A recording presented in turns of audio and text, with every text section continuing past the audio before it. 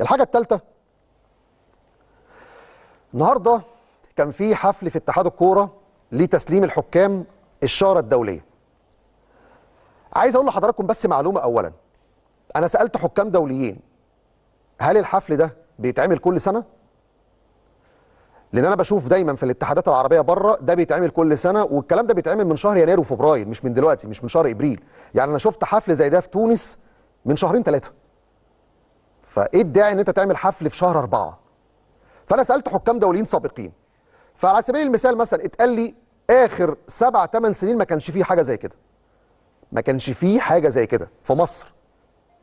فدي غريبه جدا. انت ما كنتش بتعمل ده قبل كده.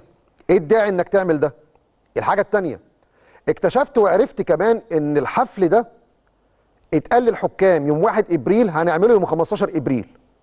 وفي 1 ابريل سلموا الحكام، خدوا بالكم الشارات اللي بتتسلم مش شاره واحده، اللي هي بتتعلق هنا على التيشيرت دي مش شاره واحده، بيبقى فيه كذا شاره وفي ادوات وحاجات زي كده.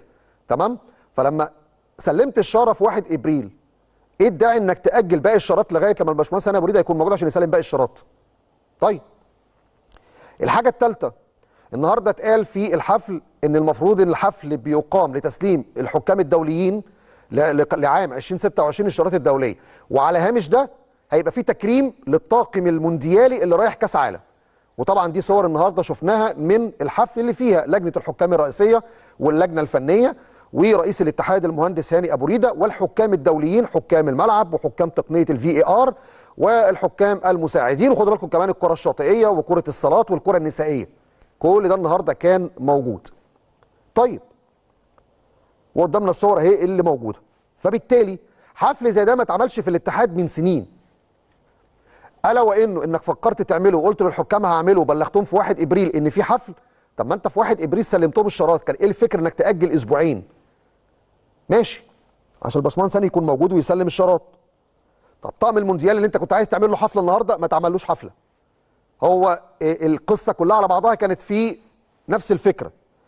طيب، الحاجه الثالثه، وانت بتشتغل وبتسلم الشارات، انا لما اتفرجت على الفيديوهات النهارده اثناء الحفل نفسه استغربت جدا ان اللي بيقدم الحفل السيد مراد مسؤول تقنيه الفي اي ار في اتحاد الكوره او في لجنه الحكام. المفروض حاجه زي كده اللي بيقدمها مين؟ المسؤول الاعلامي او المتحدث الرسمي او حد مسؤول اعلامي يقدم حفله. لكن من امتى حكم مسؤول عن تقنيه الفي اي ار يقدم حفله مش بتاعته؟ وايه الفكره انه يكون موجود ويقدم الحفله بنفسه؟ ونسمع النهارده في الحفله حاجات ليها علاقه كده ايه اللي انت بتحاول تلعب على فكره الترند والسوشيال ميديا، وده ما يليقش ابدا باي مسؤول. يعني المسؤول كلمته محسوبه، تصرفاته لازم تبقى مسؤوله، لان شغل السوشيال ميديا والترندات ده بتبقى لناس تانية على السوشيال ميديا ما بتبقاش مسؤوله. لكن النهارده صدر تصرف غير مسؤول من المسؤول عن تقنيه الفي اي ار السيد مراد. وانا كنت عايز اتكلم على قصه الكابتن السيد مراد واتكلمت قبل كده، لكن النهارده الاتحاد اعلن نتيجه تصرف حصل وهو بينده على الحكام. قال الكابتن محمود وفا طالع يستلم الشاره زي كل الحكام الدوليين، ابن كفر الشيخ. ايه الفكره؟ انا شفت باقي الاسماء ما كانش بنفس الصيغه دي. فده لعب على وتر الجماهير وشغل السوشيال ميديا، وده امر اكيد مش مقبول يعني. عشان كده النهارده اتحاد الكوره نزل توضيح واعلن خبر مهم جدا بان المهندس هاني ابو ريده، وده تصرف مهم مسؤول واكيد هنتابع نتائجه الفتره الجايه، انه قرر احاله الكابتن السيد مراد عضو لجنه الحكام للتحقيق على خلفيه ما بدر منه من تجاوزات خلال تقديم حفل تسليم الشارات الدوليه للحكام. وجاء قرار رئيس الاتحاد في اطار الحرص على فرض الانضباط والالتزام باللوائح والحفاظ على حاله من الاحترام داخل الفعاليات الرسميه للاتحاد. ده مهم جدا. انا بقى عندي نقطه مهمه جدا في الجزئيه دي. قعدت كده راجع اشوف اعرف مين الحكام المصريين القدامى، الرموز يعني اللي بيسافروا يراقبوا ماتشات في البطولات الافريقيه. اكتشفت حاجه غريبه جدا. هل تتخيل ان الكابتن السيد مراد هو اكتر حكم في عضو لجنه الحكام بيطلع يراقب في المباريات الافريقيه خارج مصر اكتر حكم. يعني انا ممكن ايه صدفت معايا الموسم اللي فات، عرفت ان هو كان مراقب مباراه مثلا اتحاد العاصمه ونهضه بركان، المباراه الشهيره اللي ما اتلعبتش اللي كانت في الجزائر، وانا وقتها كلمته حتى بنشوف اللي بيحصل في المباراه الشهيره دي. لكن قلت ممكن تبقى مباراه كل فين وفين او في تناوب ما بين الحكام. ده انت عندك كابتن جمال غندور، اسم الكابتن جمال غندور اسم كبير جدا في عالم التحكيم.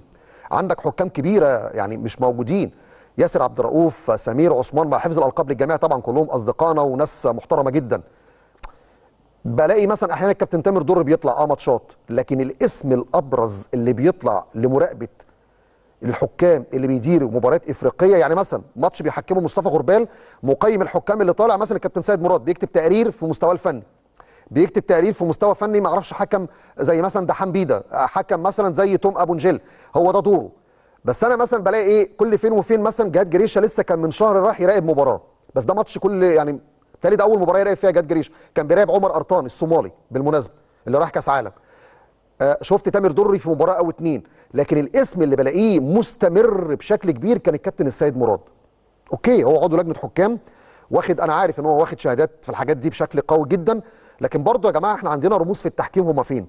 يعني لولا ان الكابتن جمال حيمودي وهو في اتحاد شمال افريقيا واخد الكابتن سمير عثمان في اتحاد شمال افريقيا، كان الكابتن سمير عثمان دلوقتي ما خرجش في اي حته. ياسر عبد الرؤوف نفس الكلام. طب فين كابتن جمال غندور؟ مش موجود. مراقبه الحكام اللي موجودين حاليا معقوله جمال غندور المونديالي مش موجود يراقب ماتشات زي دي؟ ولا مثلا عشان انت عضو لجنه حكام تطلع تراقب، او انت من الناس المقربه مثلا مجلس اداره الاتحاد تطلع تراقب؟ ده مش منطقي يا جماعه بصراحه. فالنهارده هيبقى السبوت اكيد على خبر زي ده، بس انا الخبر اللي زي ده بالنسبه لي مستني النتائج، مش مستني الخبر في حد ذاته. نتائج التحقيق هتوصل لفين، مش قصه التحقيق بس. وكمان فكره اوصلها لاتحاد الكوره، العداله يا جماعه، فكره ان الرموز التحكيم اللي في مصر عشان يبقى عندنا اكتر من كادر واكتر من رمز. ومش كادر، الكابتن جمال غندور مش هيبقى لسه كادر، ده راجل يعني خبرات كبيره جدا، ليه ما بيطلعش يراقب مباريات في البطولات الافريقيه؟ غريبه جدا يا جماعه. ما هو برضه الحاجات اللي زي دي بتفرق فين؟ النهارده عندك فعاليات اهي لتسليم الشاره الدوليه، لو انت عندك المسؤول اللي موجود مسؤول وحريص على تصرفاته مش هيحصل زي اللي حصل النهارده ونشوف السوشيال ميديا. يعني مش عايز اجيب لكم ردود الافعال عامله ازاي، لكن الاتحاد بناء على ردود الافعال خد قرار زي ده. فادي واقع اهي بتوريك المسؤول اللي بيختار لازم يراعي في اختياراته ضوابط كتيره جدا. طبعا مراقبه المباريات الافريقيه مع الحكام الافارقه بالطريقه دي انا ما اعرفش التقييمات بتبقى عامله ازاي. يعني ممكن يكون بيراقب قبل كده ماتشات العيسى سي، ما اعرفش رايه ايه في عيسى سي. حاجه ثانيه، الحاجه الثالثه، النهارده كان في حفل في اتحاد الكوره لتسليم الحكام الشاره الدوليه.